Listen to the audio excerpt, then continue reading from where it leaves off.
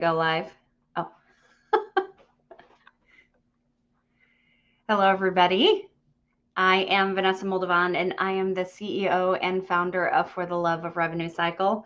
And welcome to our inaugural Q&A, live Q&A. So some of you may have joined me before for my Q&As that were focused on denials. And I did those for, I think we did those for 3 years, I believe I started them in 2021, 2022, and we were doing them about twice a month. And then we went down to once a month, and they were really, really great. And the purpose, of course, with the denial Q&A was to, discuss difficult denials that we were experiencing, that you guys were experiencing out in the industry every day, boots on the ground. And as you guys know, I've studied denials for a really long time. And I strongly believe that, within the revenue cycle itself, denials are the good, the bad, and the ugly, right? I mean, they tell the story of your revenue cycle. How's it doing? Is it doing good? Is it doing, bad? It's really the barometer of your revenue cycle. And there are just so many challenges that are out there. And it's such a great way to share information. Denials can be challenging to resolve, and the payers, keep us on our toes. And so being able to share information amongst ourselves is very valuable. So that was just a great way for us to come together, share that information, help each other figure things out. But I decided that I think it was time to kind of branch out, that particular denial Q&A, it was invitation only. And I really was feeling like we needed to branch out to more topics than just denials, and also to branch out to the public, and not just by invitation only. So that's why we're here today. This is our first session. I'm very, very excited to be here with all of you today, and excited to see what questions you're going to bring. I'm putting myself, out there. But again, it's the same thing. So just like we did with the denial Q&As, this is being recorded. And the recording is going to be broadcast on the podcast. So for those who were not able to attend the live Q&A, you'll be able to catch the recording on the podcast. So again, all the information that we share will be available to others, on the podcast as well. So I am, here and waiting for any questions that you guys have. Let me see if we have some questions in the chat. And okay, so let's get started here with a question. So where do you think the biggest gaps are between what technology promises and what it actually delivers in revenue cycle? So I think this is a really, really fantastic question. And it's actually one that I get a lot.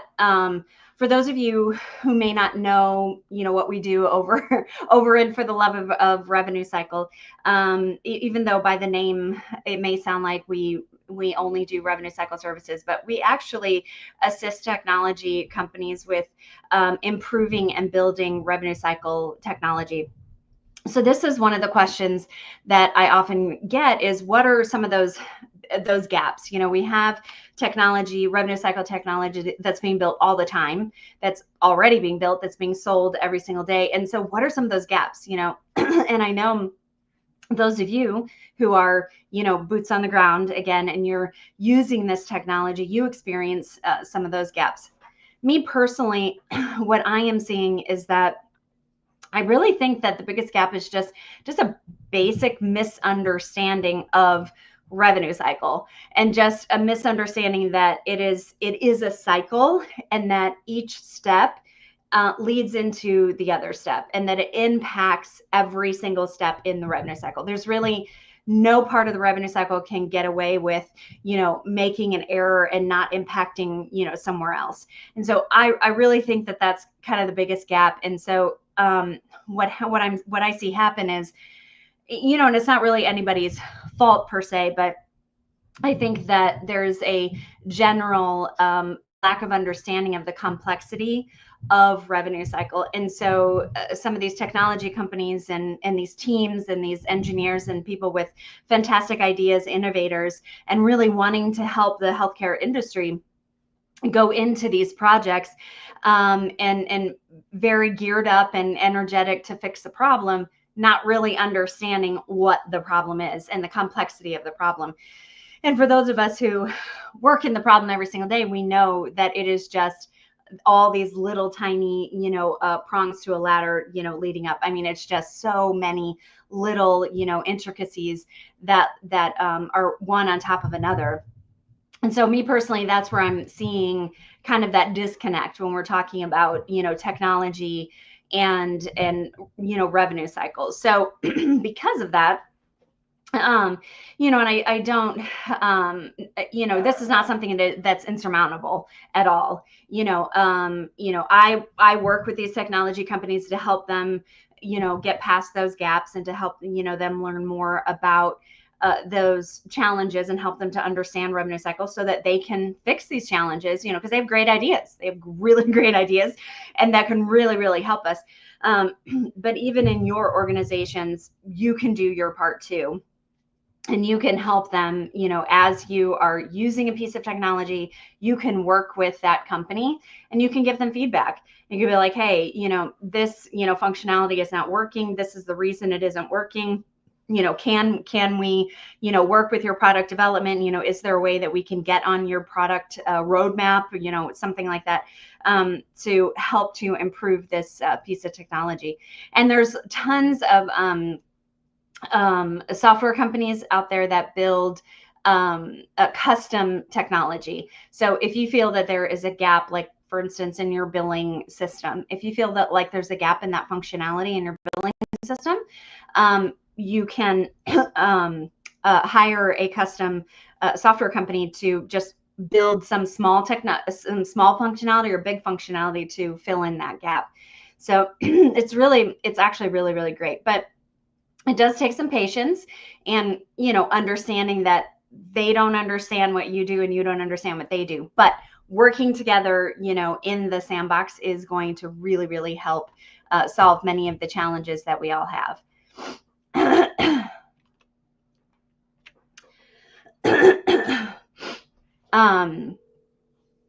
Okay, great. Again, okay, so let's see what we've got here. What makes a revenue cycle leader actually adopt a new product or tool? So, oh, great. This is really great. And I love how we're having questions that are related to technology. And because technology is really the wave, it is the wave of the future, and it is what is going to save many of our revenue cycles, many of our organizations out there. And so we need to be having these conversations. If you've listened to any of my podcast episodes, you've seen that several of the last few episodes have been about technology and adopting technology. So to make them, so for our audience members who are, part of a technology company, it can be very frustrating because you're, doing your sales pitch to revenue cycle leaders and they are, not adopting your solution, and it can be quite frustrating. And then on the other side, revenue cycle leaders are like, hey, I've seen all these demos and I just don't think they get it. And so I kind of, touched on that, where we feel like that they don't get it. And some of that comes from, them just not, grasping the revenue cycle and just needing better understanding. But to actually get them to adopt it, is you actually have to go to like revenue cycle school. So if you're working for a tech company or you're selling technology, you want that customer to adopt your technology, you need to learn about revenue cycle. You need to learn about your customer. So the best way to do that is to hire a professional who knows about it. Unfortunately, there isn't standardized, school yet, where you can just go and you can take a course and you can, learn operations and RCM. I mean, you can learn RCM 101, but really deep, intense, and also about your customer, really learning about what are the challenges that a revenue cycle leader goes through every day. What is it that they care the most about? What is it that they are held to? What is it that they're responsible for? So that you can speak their language basically and understand them, really well. So that's really the best way to get them to adopt a new product or tool. And actually, I have a podcast episode that talks about this, about kind of both sides of the coin. Where we have the buyer and we have the seller, and how we can kind of bridge this gap.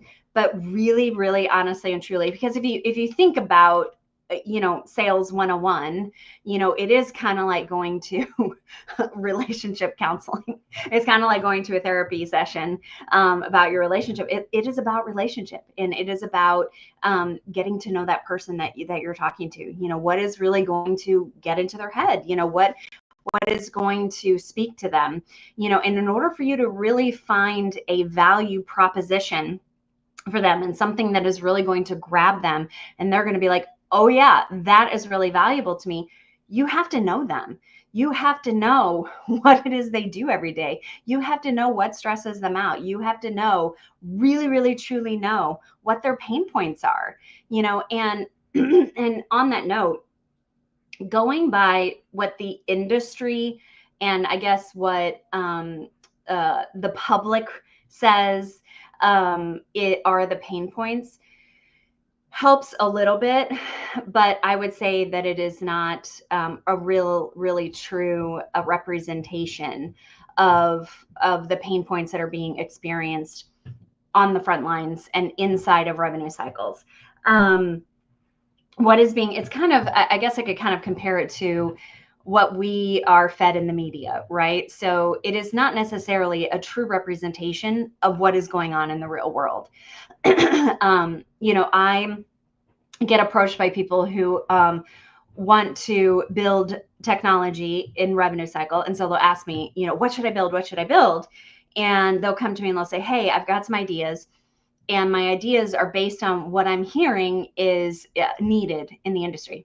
And they'll come to me with these top 3, ideas. And I'm like, no, like the industry is saturated with these.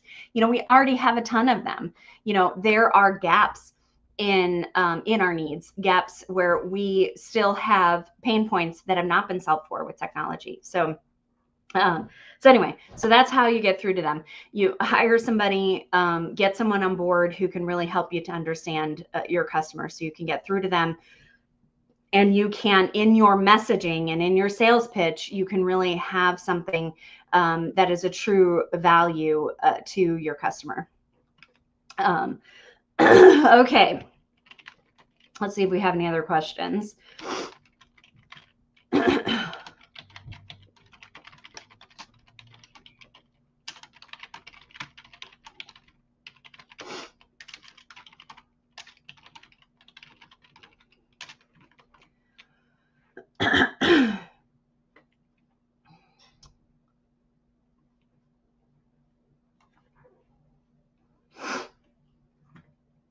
All right. What is the number one mistake you see practices or companies make when it comes to denials? Okay. All right. So that's a big one. It's funny when you get questions that are like, what's the biggest problem? What's the number one problem? What's the, because I don't know that there is necessarily, a biggest or all encompassing or, whatever problem, but I would say that when I go in and I train organizations, groups of people on denial resolution, denial prevention, denial management, I would say what I see is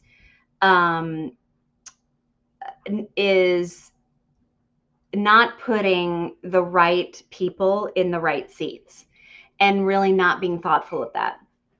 And when they do put the right people in the right seats, is not giving them the proper training and the resources and the tools that they need to be successful. Now, obviously, if I'm there and I'm doing the training, they have made a great decision to bring in some great training. But what I find is that, it's kind of like when,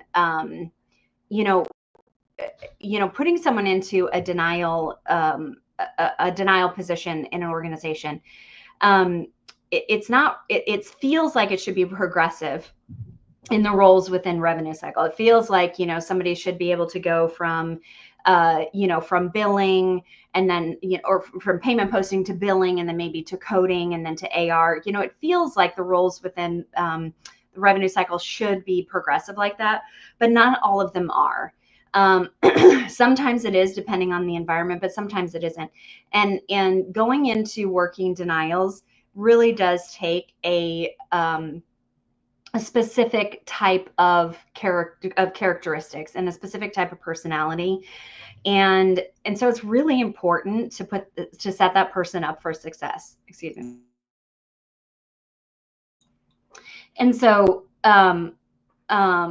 and just because someone is like a highly productive person or they're really, really smart, even doesn't mean that they're going to be really good at resolving denials. So, some characteristics that are really important is, problem solving and really tenacious with problem solving, like not wanting to give up and being very creative with problem solving. And self-driven with the problem solving and critical thinking, really being, critical in how they're thinking and if this didn't work, I'm going to go to here. And now I'm going to ask this question. Now I'm going to go here and look here and being creative in where they go and not depending on others to give them all of those, choices. That's really, really important because when working denials, there are some types of denials that, yes, kind of every single time you get that denial, it's kind of going to be the same thing over and over in how you're going to resolve it. But then there are others where, every single time you get it, or, 30% of the time, it's just something you've never seen before. It's a scenario you've never come across. You call the payer and you've just never heard the payer say something like that before. Like it's a new situation. And so being able to be creative and resourceful and to really figure things out is important. And so that's what I see, is that people are put into these positions, and first of all, it's like you need to see, do they have those important characteristics, and are you putting them in there with some good skills? Have they already had some experience with AR to begin with, and now you're putting them into denials? Do they have some experience with payers, before you're putting in working with denials? And then give them access to resources, give them access to tools, give them access to a network of people that they can talk to, that they can, when they get stuck, it's other people that they can reach out to. Now in this world of, of us being remote, it's not like it was, even 5 years ago, where we worked in, in companies, in brick and mortar, and we worked in cubicles, and we could just, talk to the person right next to us and ask them a question, ask them to, help us figure out, have they ever run into the situation before? It's not like that anymore. So really having a network, a quote unquote virtual network is really important. And then, having those, tools at your fingertips. So the online tools, the access to the payers, the access to, the clearinghouses that you need to, all the access. I mean, there's lots of access that you need in order to be able to resolve a denial. And technology is really, really, really important to be able to set your teams up for success. And I would say that this is another area that organizations really, really fail, is by expecting them to, reach certain KPIs, right? So they have to have, 38 days in AR, or, get their aging down to, 10%. And yet they're not given those tools, right? The technology tools that they need in order to reach those kind of KPIs. because there's only so much you can do when you're doing everything manually. And there's lots of great tools out there. And technology is not as expensive as it was before. Software is not like it was, even 10 years ago, 5 years ago. Technology is much less expensive than it used to be. And unfortunately, there's still a lot of resistance to adopt technology and to purchase technology and to put the investment into it, to implement it for their teams, and to take the time for their teams to learn it and get to the point where they're using it and it really is, helping them. Because there is that disruption time, right, where people are a little bit slower until they kind of speed up, with that. But there's so much out there that can help the denial teams to be much more effective.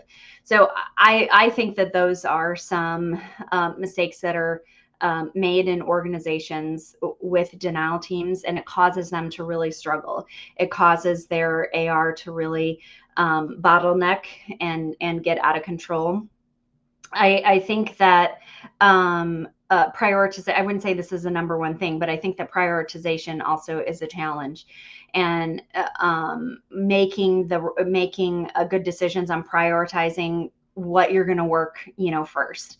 The reality these days, unfortunately, is that there's outstanding AR, and with the staffing that is available, the organizations can't get to all of those denials. And so they're making decisions on what they're going to be able to work and what they're not going to be able to work. And so there's, actually a formula to be able to go through and say, okay, this should be priority over, these other things. And so I think that sometimes those decisions are not being made wisely. And so for the financial health of the organization, it's not, helping the financial health of the organization. And again, technology can be really helpful with that. There's technology out there that will help you to prioritize without even having to think about it. It'll tell you, this is what you should be working first, because this is what's going to bring in the most revenue compared to, the other claims that are outstanding, compared to the payer behavior, compared, to all these other things. So,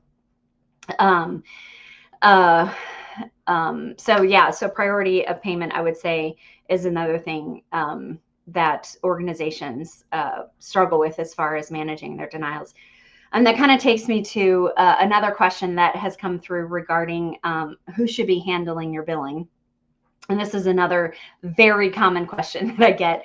And we actually get it from, even before I had my own company, I would get this question a lot. But now that I have my own company and we do offer revenue cycle services, I get this question as far as, should we have our billing in-house? Should we have our billing outsourced? Who should, what type of company should be outsourcing? Should we outsource to? How do we, vet those companies? How do we know they're doing a good job? Or that they are going to do a good job? Just how do we know? And if we do bring it in-house, how do we know if it's, going well? And that's a really great question. And it's valid, because outsourcing your billing, outsourcing your revenue cycle, basically, is handing over, right, the bread and butter of your organization to somebody else. And that's nerve-wracking, right? I mean, that's like, it's like, handing over, the most important part of your organization to, someone else to take care of. And so it's very true that you should have checks and balances in place. If it is going to be outsourced, there needs to be a return on investment, right? So if you're going to be, whatever you're paying on a monthly basis, if you're, being invoiced monthly, needs to have that return on investment that you're getting in your bank, right? Are your claims being worked efficiently? What's your denials look like? What does your AR look like? Are your processes improving? Those kinds of things. So that is how you monitor, whether your billing is in-house or whether your billing is outsourced. It's all about whether it's worth the return on investment, right? Because in-house, now you're paying your staff, right? Internal staff. So then it's like, okay, the cost of those FTEs to run your billing compared to now the revenue flow within your organization. And the way to monitor that is through what we call KPIs, which are key performance indicators. So you would be tracking, your charges and payments and your adjustments. You would be tracking your days in AR. You'd be tracking your aging buckets, which is a way to track your AR. Where is all of your AR sitting? You would be tracking, how benchmarks like for each step in the revenue cycle. So your payment posting, how quickly are your payments being posted? How quickly are your charges being entered and your claims being sent out? How quickly are your rejections being fixed and sent out the door? So those kinds of things. But also is what kinds of improvements are we making? And personally, I think that is the key to knowing if you have if you just have a billing company or a billing service, or you're just doing billing, or if you have an excellent service that's really helping your organization to grow. Okay, so, and this is whether it's internal or outsourced, it doesn't matter either way. But there's that next step where you're monitoring all of these numbers, right? You're monitoring all of these KPIs. What are you doing with it, right? So if your payments have gone down and you're like, now the revenue has slowed down, what are we doing? If we recognize that payments aren't getting, posted fast enough, or we're recognizing that claims are not going out the door, as we like, every single day or 3 times a day, what are we doing to improve that? That's the next step to, to recognizing that you have really good billing processes and that you have a really good revenue cycle, is when you're making those changes above and beyond just the functions.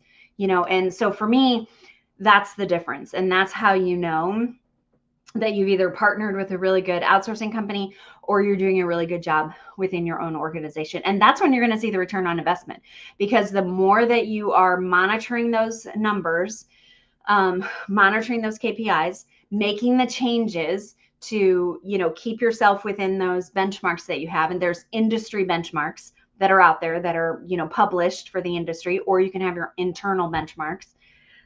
So for example, for your days in AR, you could have the industry benchmark,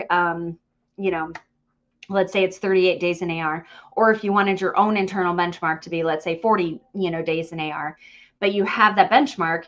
And once you reach that, benchmark, then maybe you're like, okay, now we're going to get down to 38, but then you're running the most efficiently and you're getting the most return on investment, within your organization. And then maybe you can look, if we know that we're doing things as efficiently as possible within our organization, but then we start looking out, out to outsourcing, and we look like at how much that would cost monthly to pay for outsourcing.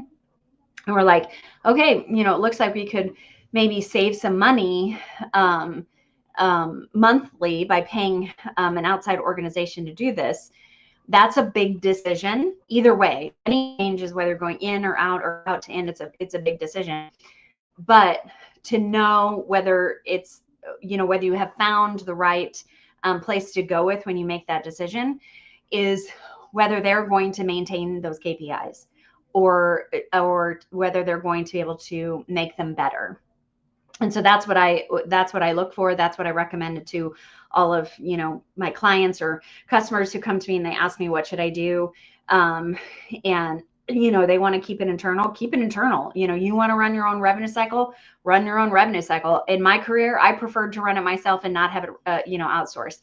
I prefer to have all the control myself, but sometimes that doesn't make financial sense for the organization. And sometimes the organization just doesn't want the responsibility, right? But you need to have the oversight. It is your money.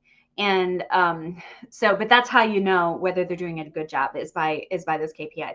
So if you're talking to somebody, and you want to look at them to be outsourced, and you mention KPIs to them, and they just they're like a deer in the headlights. probably not, you know, a good organization to go with. Or if you talk to them about how they're going to work with you on improving your processes to improve your revenue, improve your outcomes, improve your overall organization, help your organization grow, like those kinds of things, like really collaboratively, you know, because your revenue growth is your business growth, right? They're you know, they go together, right? And so if they're not really talking like that, then I would say that's not someone I would want to hand my money over to. And as a business owner, personally, that's not someone I would want managing my money. So that's how I make that decision. So, oh, excuse me. All righty. Well, looks like we aren't getting any more questions in. This has been a really great session. Thank you for everyone who joined us. And I believe we have another live Q&A next week on Thursday. So I hope to see you guys then. Have a good night. Bye.